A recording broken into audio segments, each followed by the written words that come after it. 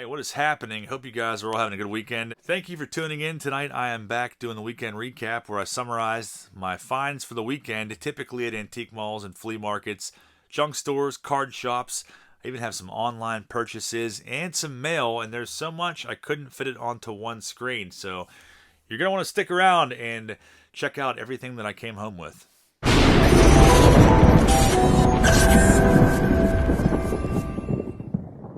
Starting things off, we're going to go over a package I received a couple days ago from none other than Jonathan H. Some of you guys may be familiar with him. Goes by the name of Anden on YouTube. And he told me a while ago he was going to send me a package of some rookies and stuff. And it just came out of nowhere the other day. So let's check out what he sent. Some pretty awesome stuff. First, let's check out this random bag of Starcom figure and also a ton of accessories. Motorbike Starcom was a toy line from 1986 produced by Coleco, and then later went on to be a cartoon that was pretty short-lived, but a lot kind of like G.I. Joe's, but set in space, obviously, and pretty awesome. I never really had any of those as a kid, so thank you very much for that, Jonathan. This will be going on display somewhere. My living room, toy room, either one. Very, very cool. Let me know down below in the comments if you remember Starcom or not. 1986 toy line. What a great year that was for all kinds of toy lines. Bionic 6, Real Ghostbusters. We have some rookie cards as well. We have Dylan Bundy. It's a rookie auto from Panini Prism. Very, very nice. Dylan Bundy. Next one, Chris Sale and his 2011 Bowman rookie card. Here's one, not a rookie, but still nice nonetheless. We have Zach Grenky. His Topps rookies in 2004. This is a 2004 Bowman Draft Gold parallel. His actual Bowman rookie card is 2002 Bowman Draft. But Grenky, very probable future Hall of Famer. Nice one there. And check this last one out. Jacob Degrom 2014 Topps Update. Very, very nice. Also another more than likely future Hall of Famer.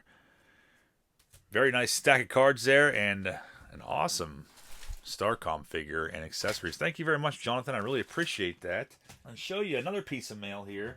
This one actually being sent by subscriber Willie565. You may recognize his name. He comments on every single video and he watches every single video, and I can't thank him enough and tell him how much I appreciate him. But I'm going to read his note on air because he says that I can do so. But it says, "Hope you're doing well, man. I saw this and didn't think you had it. Every toy room needs a little Glenn Danzig in it just to keep the room honest." A while back, we were doing a live stream and discussing our favorite Danzig albums and also Misfits in general. And Willie's also a big Danzig fan. I work nights, so that's why I can never attend your live streams. But when I get home, I crack some beers and watch the replays anyways. Thanks for all you do and keeping your channel original and always entertaining. Sorry to cut this short, but I'm meeting with members of the Baseball Writers Association of America to get Will Clark in the Hall of Fame. It's not a scheduled meeting, but I'm showing up anywhere. Willie565, the biggest Will Clark fan in the history of the world, says, "Take care, bro. Not to be confused with Plow King Willie, a once troll that we will never forget, that surfaced several times in live streams and unforgettable. If you're going to scream with me. Moments like this never last." Quoting Hybrid Moments, the original Misfits song. Long live the Misfits. I was a huge Misfits fan whenever I was a teenager. Continued on into my adult years. But I actually went to Philadelphia and saw Glenn Danzig perform live, which was pretty awesome. And then that was a little before all the acts where him and Doyle would reunite and play Misfits originals. I wish I could have gone to some of those, but check this out. Reaction, they actually made an official Misfits action figure for the Misfits logo, The Fiend. Super cool. I didn't even know this existed on the card, unpunched, and Willie came across it and thought that it would look good in my toy room, and he is not wrong. So I'll probably get like I don't know, Zolo case for this, made by Super 7. same actually company that makes the figures that were in Big League, if you guys remember those. In 2020, Big League produced those figures, or Super 7 produced them, but they are packaged inside of hobby boxes for Big League. Same exact company, Super 7. But there's two different figures. We have Crimson Red, Crimson Ghost, and then Midnight Black. Super cool. Willie, 565. Thanks so much, man. This is an awesome item. You don't have to send this to me, man. I really appreciate that. And again, I appreciate you watching all the videos. Here's an item that I have been waiting on for about a year now. This guy will randomly message me whenever he comes across things in his house, when he's cleaning through and everything else. He comes across memorabilia for the late, great, beloved Greengate Mall, one of my favorite places of my childhood that has since been torn down and forgotten. Torn down in 2003, but one of my favorite places as a kid to go to.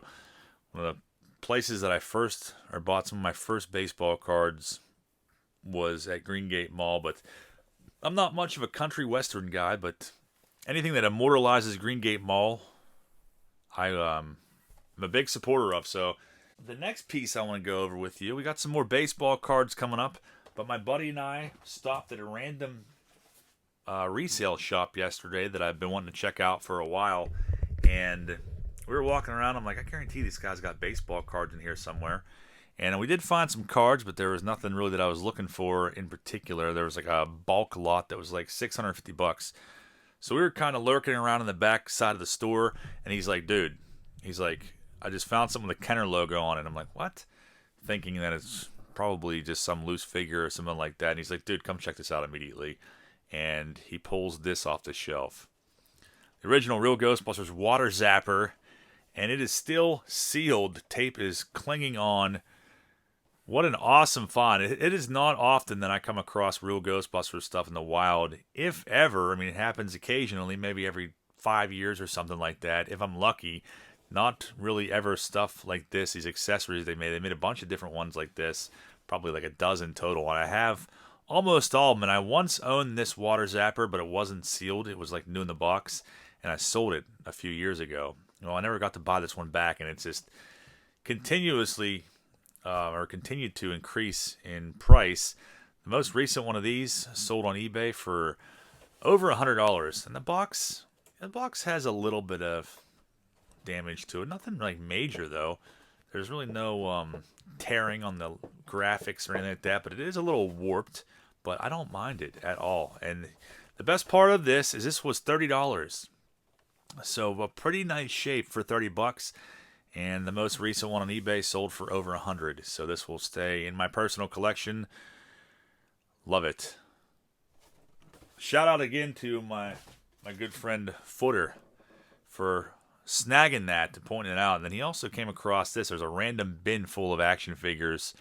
Well, he found this in here. I'm like, oh, I can't pass that up either. It's a little bit dirty, but original 80s Stay Puft. They just re-released these last year. But this was $8, and it's pretty clean. And there's a little dirt on it, but you could easily wipe that off. And I will display it. The value of something like this is around $30. A little paint lost there, but nothing major. So $8, I'm not going to pass on that Stay Puft original from the late 80s. At another resale shop I haven't been to in a while, and I was trying to see if they had any new baseball cards, new stuff like that. Well, I came across none other than this tattered old 200 count box, 1990 Fleer basketball complete set. I was like looking through it, and the cards for the most part are in pretty good condition. The Jordan's in there, the Magic Johnson's in there, Barkley, they all appear to be in there. And couldn't pass on it. $7 for the 90 Fleer basketball set. I thought that was a pretty great deal. So I snagged that yesterday. And then today I stopped by Pittsburgh Stellar Collectibles out in Uniontown, Pennsylvania Mall. And lots of great inventory, lots of good rookies, but nothing really that I didn't already have or that I was looking for except for this. So I picked this one up today. And I love just going down there and BSing with Victor. He's a great guy. If you're in the Uniontown area, if you're in Pittsburgh, you got to check out Pittsburgh Stellar Collectibles. He is the man. But Blake Snell rookie card, I did not have this one in my rookie PC, so Had to pick that up to add to the rookie box. And an online purchase, one that I've been after for quite a while and just kind of dragged my feet on as well. You may be familiar with this. The 1989 Mattel toy line Food Fighters. The Barbecue Bomber Evil Assault Vehicle. This one is mint condition. I cannot believe at one point at KB Toys this was selling for 97 cents. Absolutely insane, but beautiful, vibrant colors on this one. And it is still sealed. You can see the yellowing tape on there. On the back, we have a diagram. All the pieces that came with this particular vehicle and toy. And then here are the other two. Combat Carton being the most expensive Food Fighters vehicle, and the Fried Chopper. I have both of those. So I'm getting very close to completing this toy line. And I just need two more variant figures, and I will have them all. It's actually one of the first videos that I did on this channel was regarding Food Fighters. So pretty stoked to cross this one off my list, and these are selling for over $100 these days. This next one, this is a card I've had my eye on for quite a while, but dragged my feet on it for the longest time. Well, I got tired of sitting back and watching it continue to increase in value, so I finally went after it. I won the auction on this one. It's a Juan Soto 2018 Topps Update Rookie Gem Mint 10. Remember, this card was back around $100, and I was going to buy it, and I just held off, and well, now it's over $300, but I don't foresee this card losing value. I think it has nowhere to go but up, so I had to pull the trigger on the Soto rookie card. That actually came from fellow YouTuber EliteCo3, Nolan, KC Futures 9 on eBay. He's actually one of the first YouTube channels that I watched whenever I popped in on YouTube, like Baseball Card Junkies, EliteCo3, Nolan. So pretty cool. I had no idea that that was him who I bought it off of until it arrived in the mail. But very stoked on the Soto rookie card. Keep that in my rookie box. And the final thing I picked up, randomly came across this today at an antique mall. You know how much I love these random boxes, but this was $6. I don't know what it is with these random boxes of cards that are $6, but just a quick glimpse. Like I went through a little tiny stack over here, and there's like a Gretzky in there. Saw a bunch of OPG from the early 90s. There's a Griffey I see sticking out of here. So there's a bunch of hockey. I see a Puckett. Like there are stars in here. $6, you can't go wrong. I figure we'll go through that in tomorrow night's video and see what kind of stars we can find, or a bunch of dirty hairs on there. So that should be pretty fun. That'll be tomorrow night's video. But that is all I have for you guys tonight. I appreciate you guys watching. Please drop me a comment down below. Let me know what your favorite thing was that you saw in this video. I'll see you tomorrow.